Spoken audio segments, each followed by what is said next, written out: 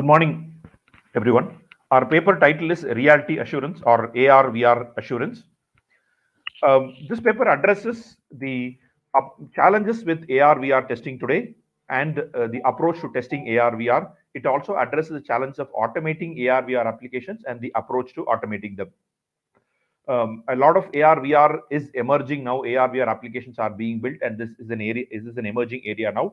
However, today no solution exists in the market for automating the AR/VR applications. There is a vacuum space. All AR/VR testing is done manually today, and the solution, the intent of the solution that we have, the paper that we are presenting, covers both the testing approach for AR/VR as well as importantly address a solution to automating these applications. We believe this is a breakthrough and a unique solution which on digital, and this can be taken to many of our digital customers across the industry verticals. I am joined by Senthil, myself, Vinod, and Samta. The three of us are part of this paper presentation. We'll start with a quick glance of how customer engagement has evolved over the last 20 to 30 years, right? What started as COI applications, right, 25, 30 years back, all of this started as just purely engagement with the customer to finish a particular transaction or a task, right? It started very, very purely as a customer engagement. With the advent of internet, with the advent of web, with the advent of web technologies, and with the advent of mobile, etc., this customer engagement has shifted now over to customer experience, right? The last 5 years at least there is the buzz on digital, there is the buzz on mobile, and all of these technologies that enable customer experience, that have transformed customer experience. And now the next S curve or the next shift that we see in customer experience is AR/VR providing a more augmented and a virtual experience is the next trend that we are seeing. So that is how customer engagement has shifted to customer experience, and now what is the next wave that we are seeing in from a customer experience standpoint. We'll also take a quick glance at how testing has evolved over the last 20 to 30 years, right? We want to cover how customer engagement has evolved. Also talk about how QA or testing has evolved, right? All of this started as manual testing over in the very beginning stages, and the real breakthrough in the space was when automation came as a breakthrough, right? And the next breakthrough was when open source came in, which led to industrialization, proliferation of more and more tools, and took automation to the next level. Right? And the last 10 years has been around scalability. It is about being able to deliver shift just beyond automation to shift to a lot of shift has happened around DevOps. A lot of shift has happened around continuous testing, and be able to scale up the whole automation and be able to deliver things in a faster manner. So this is what we are seeing in the industry today. And the next wave is what we call as experience assurance, and this is about testing the smart applications, testing for AI ML applications, testing for AR/VR applications, right? New ways of working is emerging. Augmented virtual delivery models will also evolve. So while we see customer experience as to be shifting to AR/VR, we also see from enterprises also shifting from how work is delivered day to day. IT work is also delivered day to day. Work is delivered into new ways of working, into more augmented and virtual delivery models, right? So from the shift to like the shifts that happen from waterfall to agile and DevOps, we also see now a different model, a different way in which work is going to be shifted, which is more of a virtual delivery experiences, where the whole on-site offshore will converge more, and a more seamless experience is expected to happen through this AR/VR. That is in addition to how customer experiences are going to shift with AR/VR. Over the next couple of slides, we'll talk about the basics of, what do we really mean by AR/VR? Just touch on the basics of it, just touch on the definition of it, and then we'll talk about the different industries in which AR/VR is now starting to emerge heavily, right? Just starting with the basics, AR/VR. Of AR/VR, augmented reality combines real and virtual worlds together, and hence provides an augmented experience, right? Example, if you're an AR application retail, it can show when you're purchasing a furniture, right? How that furniture, when placed in your living room, can appear, right? Thereby you get a more enhanced shopping experience. This is one simple use case. There are at least 3-4 retail giants today that are providing such retail augmented experience, right? Any purchase that you can make, before you make the purchase, you can see how that would sit and fit into your own real world, into your own living room, into your own home, right? That is one good example of augmented reality. Again, all of us are familiar with matches. As we watch cricket matches or football matches, you can see on top of the field that is being shown, on top of the in the back on top of the background field, the players playing on top of it, you also see player statistics, a lot of things that are presented to you in an augmented fashion, right? So you get both the sports experience, plus on top of it more augmentation around it, right? Next, so this is around augmented reality. Next is the virtual reality, which provides a completely virtual environment or an artificial environment. Gaming industry had taken lead on this, but shifting away from just gaming today, many automobile players, example BMW, Hyundai, and a few retail players also have completely virtual showrooms to demonstrate their automobiles, providing a complete virtual showroom experience, right? So this is how I just want to touch on the basics of what we mean by what AR and what we mean by VR. We'll also look at how industry analysts are looking at it, how some of our top technology giants are looking at it, right? Reports from Everest, Gartner, all of these only reiterate the fact that the movement to virtual is getting accelerated more and more, and especially by the pandemic, right? Two broad reasons. One is technology advancements, and second is pandemic. Both of these are moving away.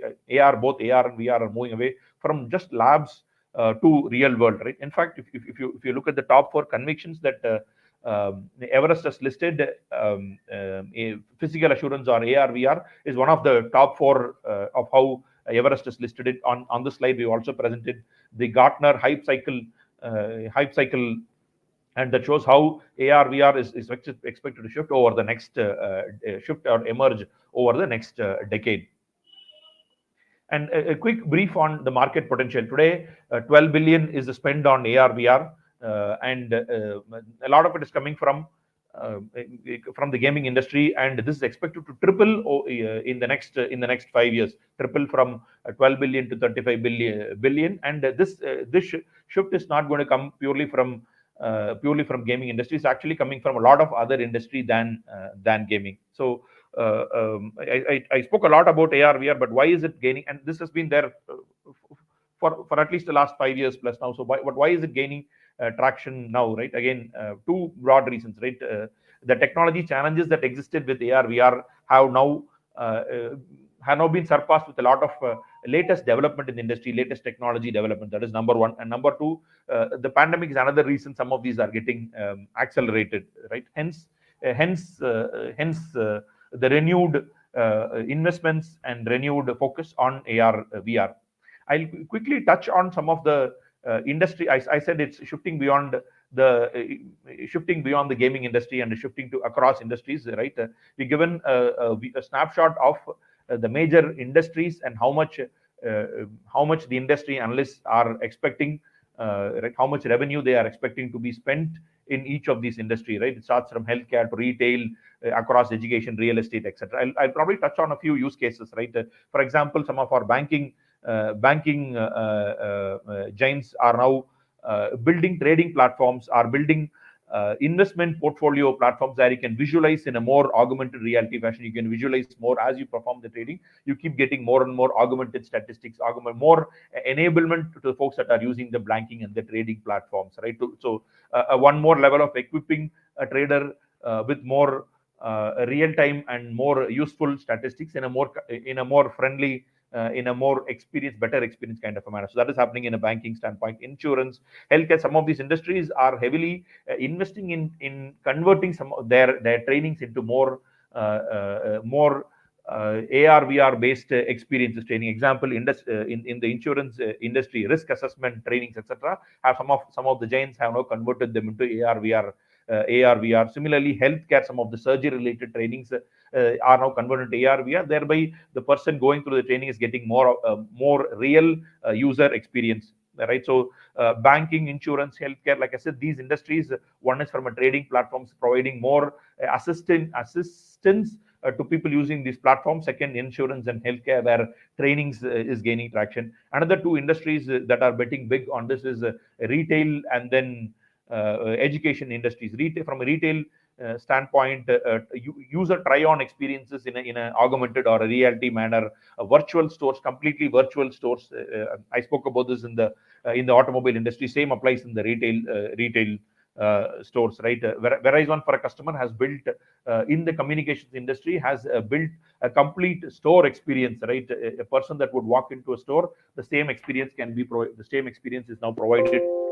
Uh, the same experience can now be provided in an augmented manner.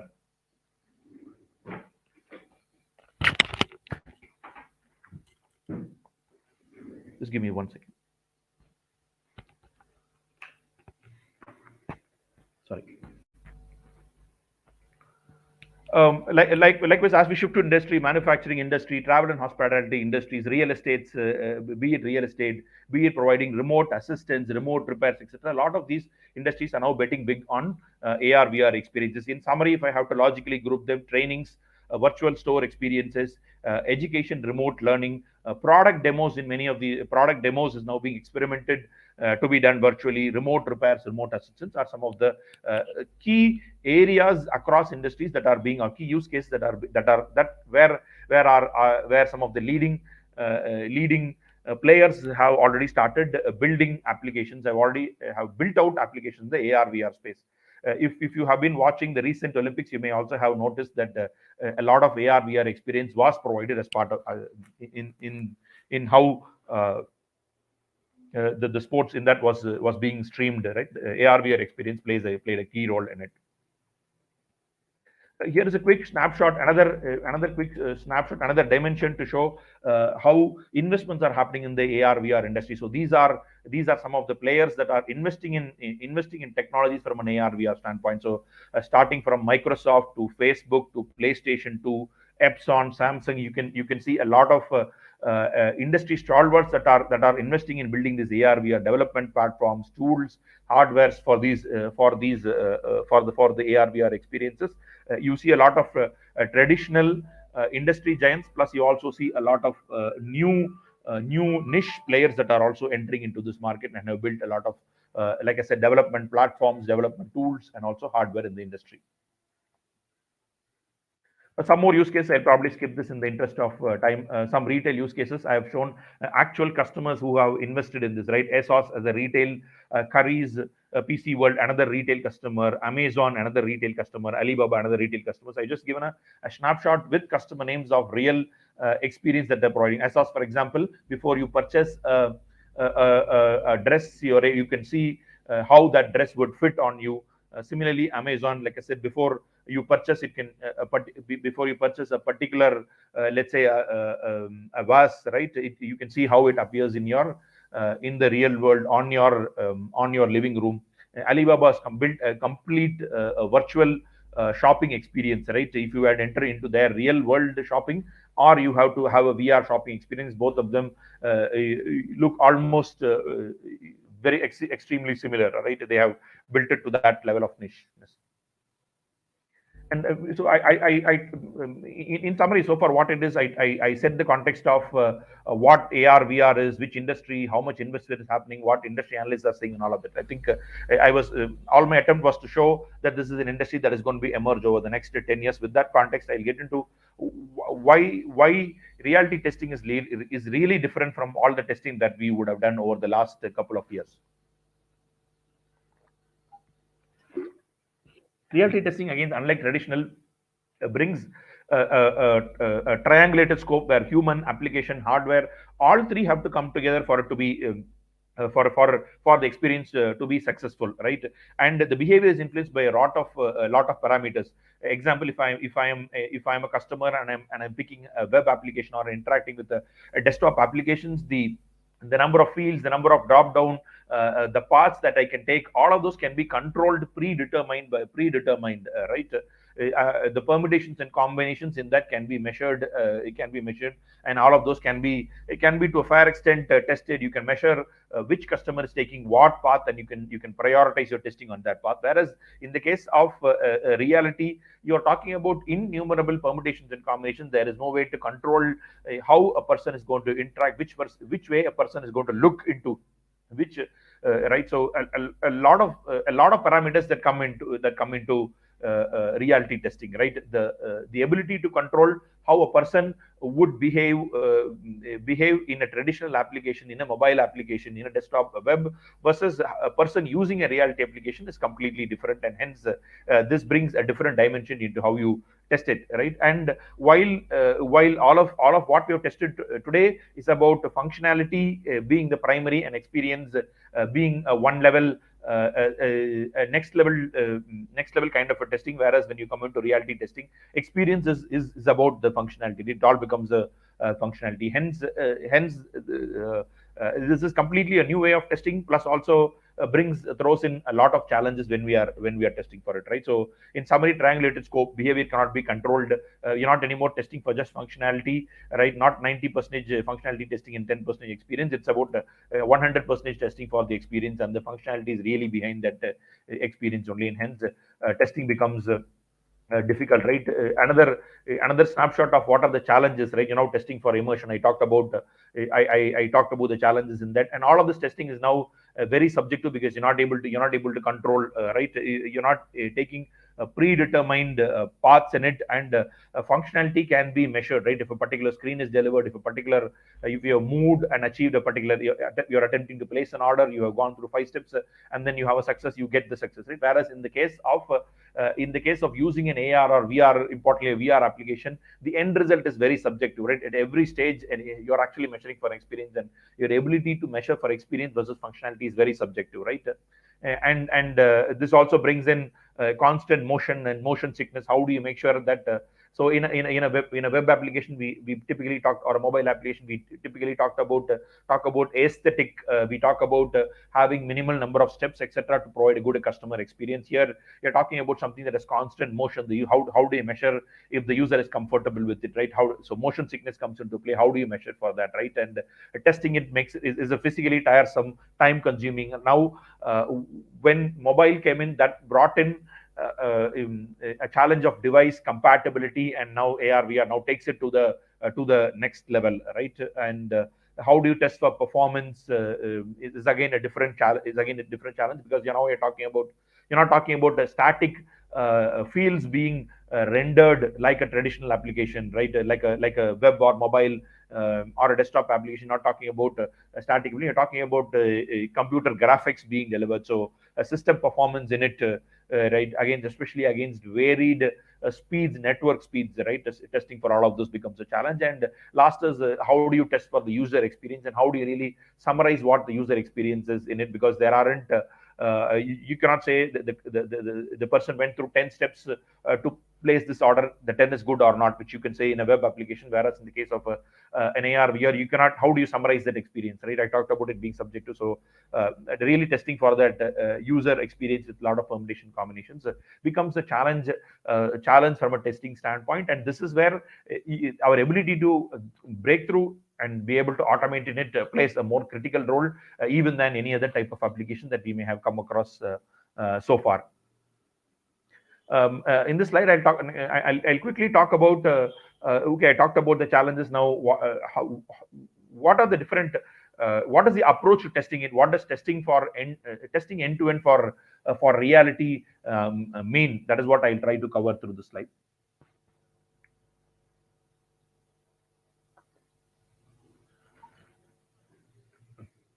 So first and foremost, in addition to testing for the functionality that this application was built for, here are the 6 other dimensions that we need to test for. First is a system interaction assurance. By that, what I mean is, as you're interacting with a AR or a VR application, and you're interacting with an application that has also interaction where the user can interact with it, right? How does the user interaction, how does it navigate happen? How does the experience shift as you keep interacting, right? How does the interactive buttons appear? And how it is not about interacting with the application. It is also about through touch. It is also about interacting with through voice, right? So how does it respond to voice? How does it respond to various interactions that you do through the touch? And some of these will actually have to integrate with some of the other applications. How does that integration happen? So both interaction as well as integration, number one. Number two is about augmentation assurance. So I talked about a cricket match and then augmented experience provided on top of it. So how does the augmented experience fit in to the existing world in the background, right? So if it's supposed to be a 2D object, if it's supposed to be a 3D object, how does it seamlessly integrate into both of those? And also, how does the real-time tracking happen when both of these have to when both of these are integrating, right? So that is another important aspect, especially from an AR standpoint, that the augmentation does not create a bad experience, right? And it is blended, and what is supposed to be rendered as a 2D and 3D are respectively registered with the appropriate dimensions, right? and and this becomes important because the user's background also can continuously keep changing in an augmented experience, right? As the background changes, you cannot keep getting jitter, right? We tested a few retail applications, and what we noticed is as we move right. So I'm seeing a living room, and I'm testing for the augmented experience. It works well. Let's say I move to a very bright part of a living room, and then the augmentation now looks a little jittery, right? So those are some of the things that to be tested under augmentation assurance. Next is testing for the locations, right? As you move across locations, your AR VR applications cannot also integrate with the location, right? So how does that change as you move across locations? How does that localization work as you move across locations, right? This works between local locations. This also can work across geos, across countries as well. Next is virtual world assurance, right? We also need to assure that the physical what happens in physics does not get diluted when virtual experiences are being provided. Example, if water can only flow and cannot go up, right? And when we are building a virtual world and providing experiences, those such laws of physics are not diluted. I talked about a very easy to understand example when I said water does not flow up or down, but likewise there are many such nuances when it comes into making sure that physical laws are not diluted when you're providing such virtual experiences, right? When I'm into a complete virtual shopping experience, right, it needs to follow all the physical laws as if I would walk into a real store and not provide a complete opposite to what can happen in physics, right?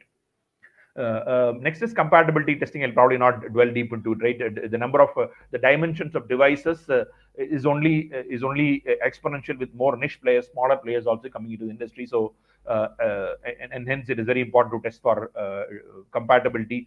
Network assurance testing for different speeds.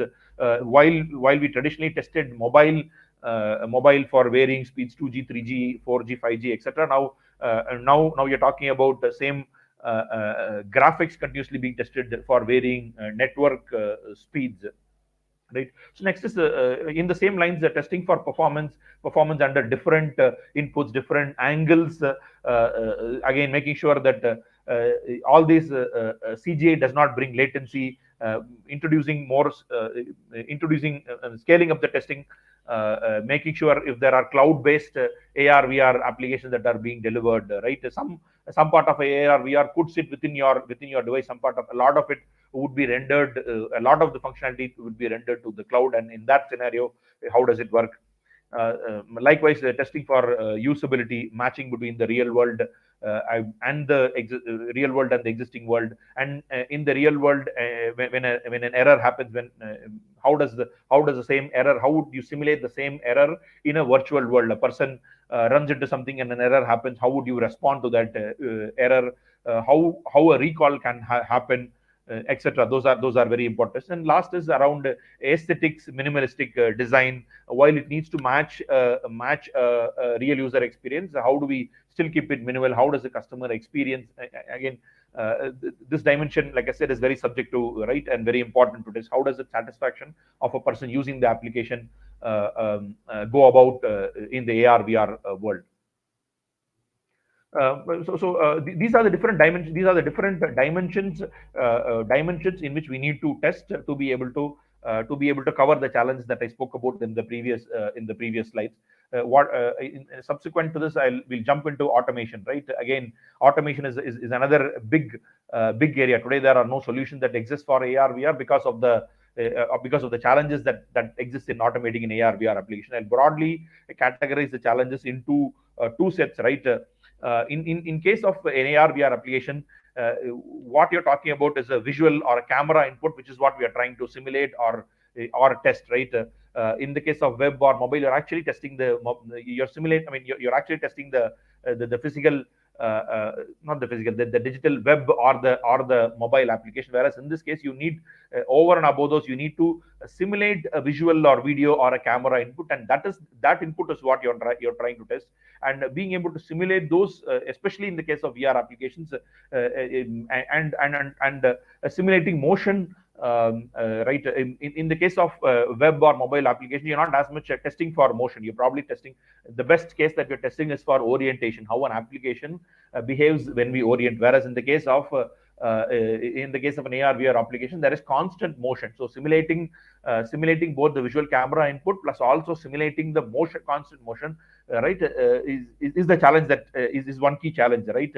So overcoming this challenge is what we now will address in our solution. So we've used an accelerometer, or we've kind of relied on gyroscope values as part of the solution. In the next part of, when we get to the solution, we talk about in detail. Next is traditional automation relies a lot on web native elements, etc. In AR VR, the automation is challenged because you're simply working with rendered images, right? There is no concept of web or a native element, which is what our today's automation tools are heavily dependent on, right? Either it is by location, or a crude way of doing it is to do it by location, and the other ways of doing it is by web or native element, which don't exist in AR VR, right? And today, are there any solutions that exist today? Are there any tools? Are there any solutions? We've listed a set of solutions and tools in the slide, and they don't come any close to addressing all of the challenges, the two dimensions of the challenges that I spoke about. That I'll hand over to Senthil. Over to you to cover the rest of the solution, Senthil, please. Yeah. Thanks, Vinod. I hope everyone is able to hear me, right? Yes, Senthil, please go ahead. I hope you are able to hear me, right? Yeah, okay. Yes, Senthil. Thanks, Vinod. So let's move on. We can now move on to the solution that we have to offer, and the ways by which we have overcome these challenges. We have two approaches. What the primary objective in terms of AR VR automation with these without the computer vision and NLP or the robotic motion simulator, without these tech tool stack, we will not be able to automate things. So we have two approaches to automate AR and VR applications. The primary challenge in AR automation is simulating the real world, such as the living room, in the camera of the mobile having an AR application. Yeah. So we have resolved this by using a display device. If you could go to the next slide, please. Yeah. The primary challenge in AR automation is simulating the real world, such as a living room, in the camera of the mobile, having an AR application. We have resolved this by using a display device as a visual simulator, which is kept in the line of sight with the camera. The tripod 1 has the mobile with AR application installed, and the tripod 2 has the visual simulator placed in line of sight, presenting the real world to the application. This simulates the real world necessary for the AR application. Thereby, we are able to mimic any real world environment in a lab setup. The output from the AR application would be sent to the verification libraries for further processing. Yeah. So in this case, the primary, whereas in the case of VR automation, the challenge is simulating the user's movement, wherein we have resolved this by leveraging a hardware unit that can be programmatically controlled for the 3-axis movement. The user movement is simulated by the unit that you can see with a mobile with a stand, which helps to alter the reading in accelerometer and in the gyroscope. The third and the larger part is the result verification on the rendered output, wherein this involves two components. One is integration with the computer vision libraries. There are many options out there, and we can choose one which best fits the use case. because all these are all AML based libraries, and the one works better than the other in a specific business scenario. For our use case, we had used most of the recognition engine, and there could be practical scenarios where AML based libraries would have insufficient training in certain cases, and the results may not be accurate. Here, we can depend on the image comparison libraries in the solution. Yeah. So moving on, if we can go to the next slide. Yeah. This slide presents a logical view of how AR VR automation solution integrates with the core test automation framework to enable the AR VR automation. To recap what we have said, the AR VR automation extension consists of an visual simulator controller, device motion controller, image comparison libraries, image verification libraries, and AML computer vision integration to dynamically recognize and validate the augmented reality and virtual reality generated objects along with the real world objects. Yeah. In our case, we are leveraging gimbal for simulating the 3-axis movement. The reason for selecting gimbal is twofold. One is the cost effectiveness, and second is the gimbal comes with an SDK that has to programmatically control it. Yeah. With the use of device motion controller and our solutions, we are able to tilt, pitch, or pan the device on which the AR application is installed on. Next slide, please. And validate the movement and placement of VR object in the VR environment.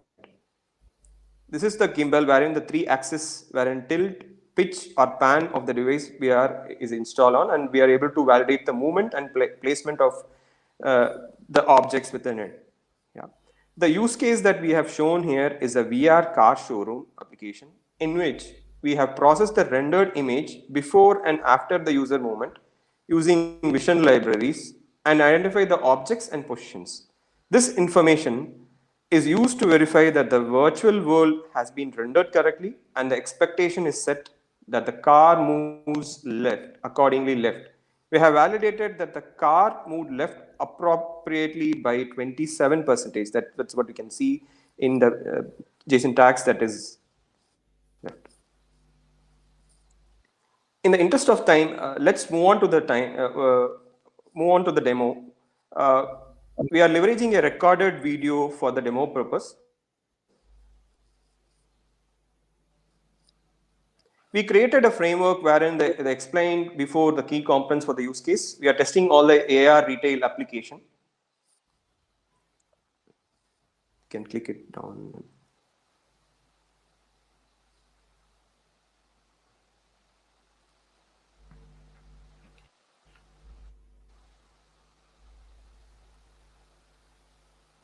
Yeah. As you can see, the automation script has launched the mobile application, the Currys PC and point and place, and we are currently selecting the TV. The TV has been placed on my living space, and the final augmented image, which includes virtual and real world objects, is processed by the core engine. As you can see, it is placed on the real world. The result is shown here. The test result mentions that we have the real world object chair, the confidence percentage. Also, we have a virtual object identified, monitor or television with a confidence percentage of 95.67%. With this, we are able to conclude that the virtual object is successfully placed in a real world environment. Let's move on to the next slide.